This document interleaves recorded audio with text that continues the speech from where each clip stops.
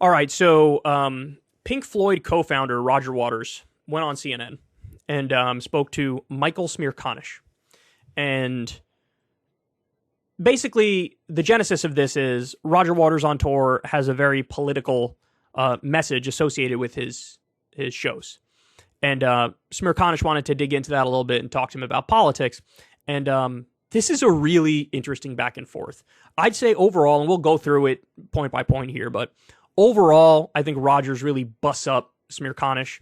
There are moments where I think Roger Waters, might overreach a little bit. But let's just put it this way. CNN doesn't have interviews like this regularly. You might do well to F off to the bar right now. At the outset of the show? Yeah. So he's saying for people who, like, might not agree with him politically, he's like, just so you know, heads up, like, I'm going to get even more political, so you might want to go to the bar now. Because it's a really good way to start the show. But apart from anything else, it sets a few things straight. Namely?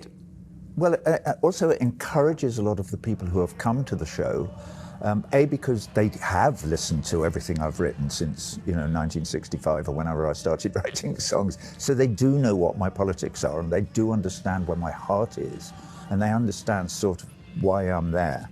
But maybe it also gives a message to people who don't want to be there, in which case them effing off to the bar is probably not a bad idea.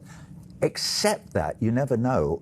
Those people, if they sit in a community like my audience is on these shows of This Is Not a Drill on this tour, there is such a great feeling of communication in that room between me and the audience, and between us combined with all our brothers and sisters all over the rest of the world, irrespective of who they are, where they live, their ethnicity, their religion, their nationality, or anything else. So Roger Waters is on the left. And he's been a very staunch advocate for Julian Assange. When we did our live stream for Julian Assange, he came on it. So he's a staunch advocate for leftist ideals and, big believer in free speech, speaking truth to power, etc. And he's sort of laying that out to Smerconish now. Because if This Is Not a Drill has a message, it is that we have to communicate one with the other. To the guy who says, shut the F up, play the hits, do you want him, as long as he doesn't shout it out, do you want him in the arena? I don't not want him there, as long as he doesn't annoy the people who do understand what's going on in the arena. I'm happy for him. But I'm saying, like, do I have to buy in? Does a person in the crowd have to buy in to the message? I've always loved the music. Right. Some of the messages I can buy into, and some I can't. I've only got one message. Two strangers passing in the street, by chance two passing glances meet, and I am you, and what I see is me. That is my message. And that was on Medal, which was in 1970. And basically, my message hasn't changed. I recognize your humanity, but I recognize all the Russians and the Chinese and the Ukrainians and the Yemenis and the Palestinians. He's spitting, dog. He's spitting. Are you an equal opportunity offender on this tour? Here's why I ask. I remember the last tour. Of course, I came and watched. Very much, about Trump.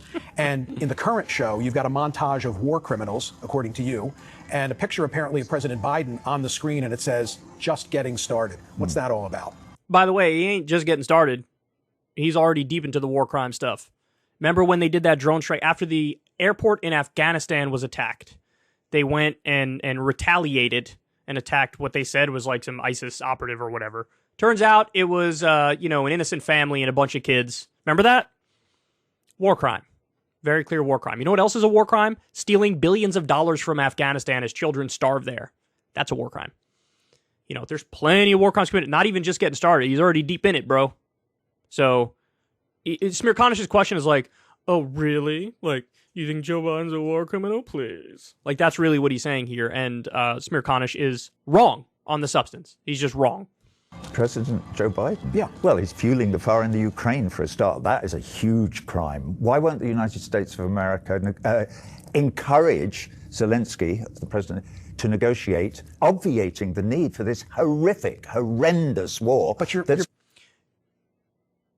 I think that's true. I think that Biden and the West have been sort of prodding Zelensky to continue the fight. And they keep sending him money and they keep sending him weapons. And they like the idea that there's like a drain on Russia currently happening because of the war in Ukraine. I think that's all true. And he's right about that. And fueling that is not good. And we're going to get to a story later on what percentage of the weapons are actually going where America wants it to go in Ukraine. Spoiler alert, it's a small amount. But Russia also started the war. And I've been critical of the NATO expansion and a bunch of stuff surrounding that situation. But Putin invaded. He didn't have to invade. He chose to invade. And there are many reasons why he did it. One of them is actually oil and gas. We've discussed that in detail on the show. So you can't take away all responsibility from the person who is the aggressor in this conversation, because that just wouldn't be accurate. Killing. You're blaming, we don't know how many Ukrainians. but you're blaming the party Russia. that got invaded. Come on, you've got it reversed. So he didn't blame Ukraine. He did not blame Ukraine. He said he doesn't like that the U.S. is fueling the fight and doesn't appear to be interested in diplomacy and negotiations and is just sort of fanning the flames of the fight. And he's right about that.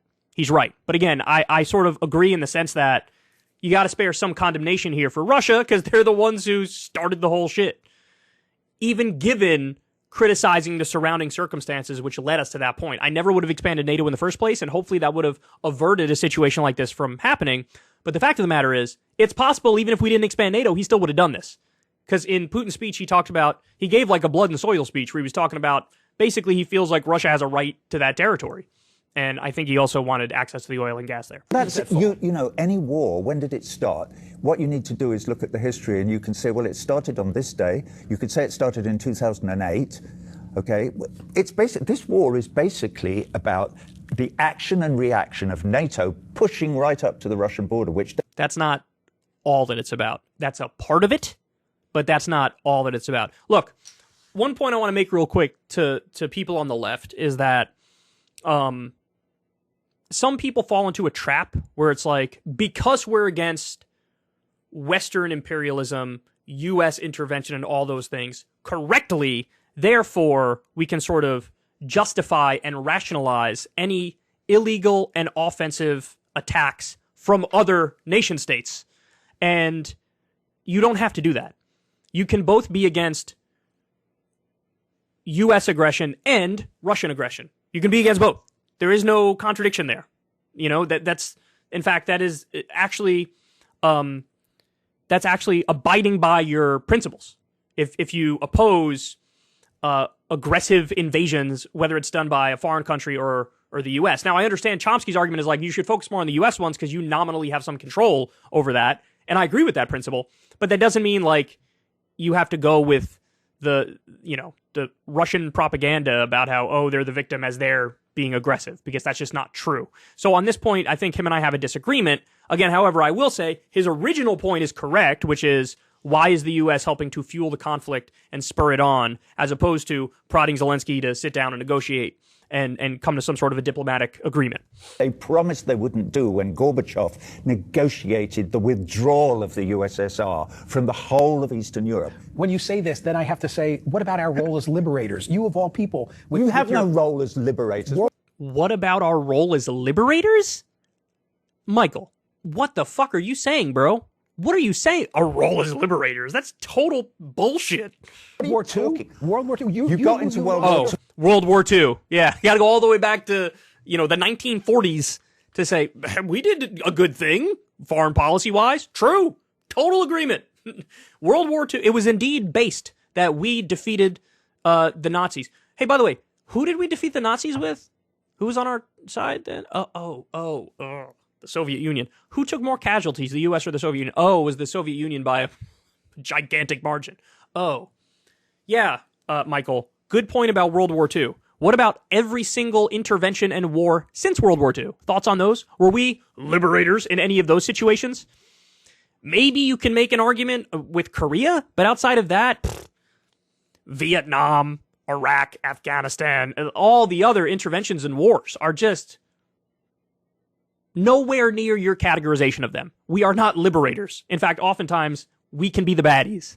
All because come on. Pearl Harbor. Pearl Harbor. You were completely isolationist until that's sad. That devastating, I would argue we were day always going to get in, and that 1941. pushed us in. But thank God. Based on what? We were always going into World War II. but that pushed us in. We were pretty strongly isolationist at the time.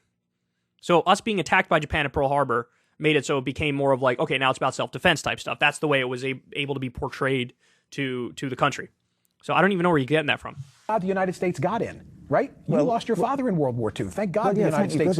Right? What a dumb... Yeah, of course. Yes, we should have fought World War II, Michael. Now let's do the 70 interventions since then. Let's go through them. Are you in favor of any of them? And if you are, why? God, the Russians had already won the bloody war almost by then. Don't forget, 23 million... I don't know how true that is. I mean, Russia probably gets the bulk of the credit for winning the war. They took the highest casualty numbers. But I don't know if they already won. I think the Allies really helped a lot. I think the UK and the US were very helpful in doing it. Russians died protecting you and me from the Nazi menace. Hey, and you would think the Russians would have learned their lesson from war and wouldn't have invaded Ukraine. Well, look, true. They should have learned that lesson. We unfortunately learned the wrong lesson ourselves, which is, okay, look, this was a genuinely noble and just war. But now we're going to use the credit that we built as a result of that, the global standing that we got as a result of that. Now we're going to use that to wage a bunch of wars that are not at all defensive in nature, that are not at all noble in nature. And, that's where we get Vietnam, where we're battling communism in the third world effectively and kill 1 million landless peasants, like, napalm, Agent Orange, poisoning innocent people, raising villages. Like, we learned the wrong lesson from that also. So, that's an important thing to point out. With all your reading, I would suggest to you, Michael, that you go away and... Why is he laughing? He's being very smug and dismissive, isn't he? Read a bit more and then try and figure out what the United States would do if the Chinese were putting nuclear-armed missiles into Mexico and Canada. The Chinese are too busy encircling Taiwan as we speak. Okay? They're not encircling Taiwan. Taiwan is part of China, and that's been absolutely accepted by the whole of the international community since 1948. That is more complex than he's laying out here. It is. There's a dispute. There's a dispute. So yeah, on paper, it's part of China. When you go to the Olympics, it's called Chinese Taipei. It's not called Taiwan. All that's true. But functionally, for decades, they've been kind of independent. And so that's the whole crux of the crisis, is that Taiwan internally wants to be their own thing. Functionally, many ways, they kind of are their own thing. On paper, they're not. They're part of China. And then you get this clash that arises as a result of that. So, but to Samir Kanish's point of like, China's... Waters makes the point of, hey, how would we react if we were, if China was encircling us or Russia was encircling us? We would react very aggressively, which is true. He's right about that. And then Samir Kanish says, China's too busy trying to take over Taiwan to do something like that, which totally dodges the point. Because, yeah, what Samir Kanish is saying is true, and I condemn that, what China's doing. But at the same time, address the hypocrisy point of the U.S. This is what we do all the time. When it comes to international law, we ruthlessly uphold it for the states that we deem our enemies. But when applying it to ourselves, we laugh at that. We would never apply international law to ourselves. I mean, we view that as a joke. I mean, for the love of God, we were pretending that Juan Guaido was the leader of Venezuela when he wasn't. Because in our feelings, we wanted him to be. We wanted to overthrow Maduro. We tried to coup him, didn't work, and we're like, yeah, whatever. Juan Guaido is the real president of Venezuela. Total nonsense. Totally made up. But we just pretended like that was the case. Wantonly violating international law with whatever, sanctions on Venezuela, sanctions on Cuba, illegally occupying the region of Syria where they have all their oil, starving Afghanistan. The list goes on and on. So we violate international law all the time. It's debatable. It's debatable, but I think even the assassination of Zawahiri, you could argue, was a violation of international law. Now, that might be a rare instance where people say violating international law for the win. But what about all the other drone strikes where Daniel Hale, the whistleblower, he came out and said 90% of the time we killed the wrong people. Those are all illegal under international law. And so Samir Kanish is dodging the hypocrisy point to go after Roger Waters and his ideology. And if you don't know that, you're not reading enough. Go and read about it. Okay, did we? What do you say? Hold No. on. And that's been absolutely accepted by the whole of the international community since 1948. And if you don't know that, you're not reading enough. Go and read about it. Okay, did we solve anything here today? No, well, yeah, we did. I mean, no, we didn't. I mean, you're believing your propaganda, your side's propaganda. You're defining but it as Taiwan, propaganda. you can't have a conversation about human rights, and you can't have a conversation about Taiwan without actually doing the reading. Roger, if you're having a conversation about human rights, at the top of the list of offenders are the Chinese. Why is it always the Western world? At the top of your list. Why is it the always Chinese the Western didn't world? invade Iraq and kill 1 million people in 2003. In fact, as far as I can recall, hang on a minute, who have the Chinese invaded and murdered, slaughtered? Their own. Bollocks. Okay. That's absolute nonsense. Complete nonsense. You should go away and read, but read some proper... Hey, my problem is I spend too much time reading your liner notes, okay? Look, this is a point where they're both right, in the sense that does China have a lot of human rights abuses that are on the record? Yes. And anybody who denies that, I think, is being kind of silly. And they are falling into that trap of any nation state that postures as anti-US is by definition good. That's bullshit. Come on, be more sophisticated than that. It's not the way the world works, right? But yeah, China has plenty of human rights violations, no doubt about it.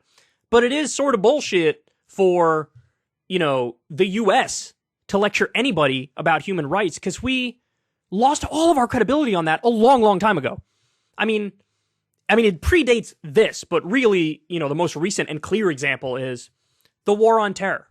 You can't violate the Eighth Amendment of the Constitution against cruel and unusual punishment and illegally torture people and then pretend like you have the moral high ground and you can lecture people on international rights. You can't eliminate habeas corpus and due process and then pretend like we have the moral high ground on human rights. You can't illegally invade countries that didn't attack us, kill hundreds of thousands or millions of people, and then claim we have the moral high ground on human rights. You can't do an illegal drone war, which again kills 90% innocent, innocent people, and then say we have the moral high ground on human rights. There's a deep hypocrisy there where nobody should take you seriously.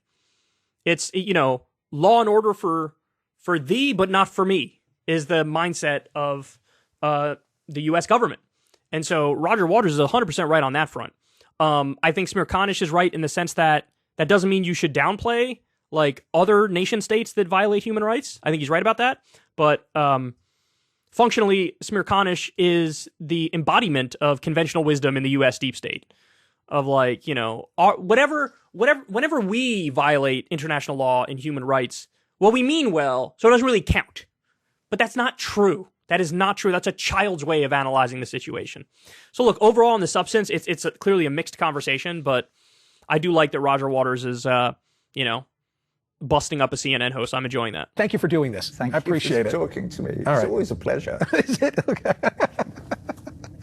Oh, my God. You're such a troublemaker. Please don't call me that. What? My God. Okay. Well, it's cool that it ended on like a nice note. I always like it when people can argue vociferously and then, kind of shake hands at the end and smile. So, but anyway, that was fun. I enjoyed Roger Waters busting up Michael Smirkanish. Ever since Adpocalypse, when YouTube defunded all independent news and politics overnight, we haven't trusted them. We know they can pull the rug out from underneath us at any time.